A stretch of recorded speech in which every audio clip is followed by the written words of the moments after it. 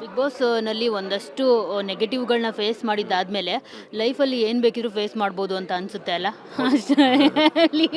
So ಇನ್ನು ಈಗ big boss season 12 ಬಗ್ಗೆ ಹೇಳೋದಾದರೆ ಸೊ ನೋಡ್ತಿದ್ದೀರಾ, ಯಾರೆಲ್ಲ ಇಷ್ಟ ಆಗ್ತಿದ್ದಾರೆ, ಏನು ಹೇಳ್ತೀರಿ, ಹೇಗೆ ಬರ್ತಿದೆ ಅಂತ? ಮ್ಯಾಮ್ ಅಂದರೆ ಈ ಸತಿ ನಂಗೆ ಪರಿಚಯ ಇರೋರೇ ತುಂಬ ಜನ ಇದ್ದಾರೆ.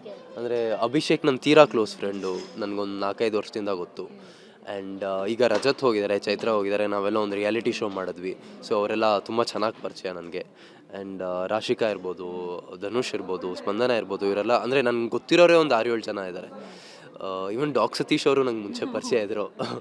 ಸೊ ಅದೇನಾಗುತ್ತೆ, ನಮ್ಗೆ ಗೊತ್ತಿರೋರೇ ಬಿಗ್ ಬಾಸ್ ಮನೇಲಿದ್ದಾಗ ಅದೊಂದು ಇಂಟ್ರೆಸ್ಟ್ ಇರುತ್ತೆ ದ್ಯಾಟ್ ಇವ್ರು ಹೇಗೆ ರಿಯಾಕ್ಟ್ ಮಾಡ್ತಾರೆ ಆ್ಯಂಡ್ ಅಂದರೆ ಇವ್ರೇನು ಕಂಟೆಂಟ್ ಕೊಡ್ತಾರಾ, ಇವ್ರು ಎಷ್ಟು ದಿನ ಇರ್ತಾರೆ. ಸೊ ಆ ಕ್ಯೂರಿಯಾಸಿಟಿಲಿ ನಾನು ಫಸ್ಟಿಂದ ನೋಡ್ಕೊಂಬರ್ತಾ ಇದ್ದೀನಿ.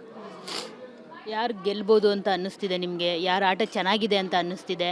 ಮತ್ತು ನಾವು ಈ ಸೀಸನಲ್ಲಿ ಇದ್ದಿದ್ರೆ ಈ ಥರ ಇರ್ತಿತ್ತು ಅಂತ ಅನ್ನೋದೆಲ್ಲ ಏನಾದರೂ ಕಲ್ಪನೆ ಇರುತ್ತಾ ನಿಮಗೂ?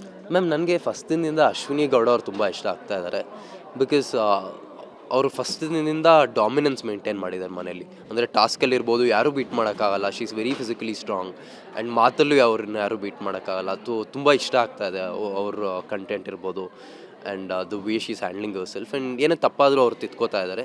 ಸೊ ನನಗೆ ಗೆಲ್ಲಬೇಕು ಯಾರು ಅಂತ ಕೇಳಿದ್ರೆ ಅವ್ರ ಹೆಸರು ತೊಗೋತೀನಿ. ಗಿಲ್ಲಿಯವರು ತುಂಬ ಚೆನ್ನಾಗಿ ಆಡ್ತಾ ಇದ್ದಾರೆ. ಅಂದರೆ ಈ ಪ್ರತಿ ಸೀಸನಲ್ಲಿ ಒಂದು ಇಬ್ಬರು ಇರ್ತಾರೆ, ಅವ್ರ ಮೇಲೆ ಇಡೀ ಶೋ ನಡೀತಾ ಇರುತ್ತೆ. ಸೊ ನನ್ನ ಪ್ರಕಾರ ಅದು ಅಶ್ವಿನಿ ಗೌಡ ಅವರು ಮತ್ತು ಗಿಲ್ಲಿ ಅವ್ರ ಮೇಲೆ ಇಡೀ ಸೀಸನ್ ನಡೀತಾ ಇದೆ. ಆ್ಯಂಡ್ ಈಗ ರಜತ್ ಅವರು ಹೋಗಿ ತುಂಬ ಸೌಂಡ್ ಕ್ರಿಯೇಟ್ ಮಾಡ್ತಾ ಇದ್ದಾರೆ. ಖುಷಿ ಆಗುತ್ತೆ ಅವ್ರನ್ನ ಬಿಗ್ ಬಾಸಲ್ಲಿ ನೋಡೋಕ್ಕೆ. ಬಿಕಾಸ್ ಅವ್ರು ನನ್ನ ಪ್ರಕಾರ ಒಂದು proper complete big boss material ಅವರು. Is a package. ಆ್ಯಂಡ್ ತುಂಬ ಸೌಂಡ್ ಮಾಡ್ತಾ ಇದ್ದಾರೆ. ಚೈತ್ರ ಅವರು ಏನೋ ಮಾಡ್ತಾ ಇದ್ದಾರೆ. It's very nice ma'am.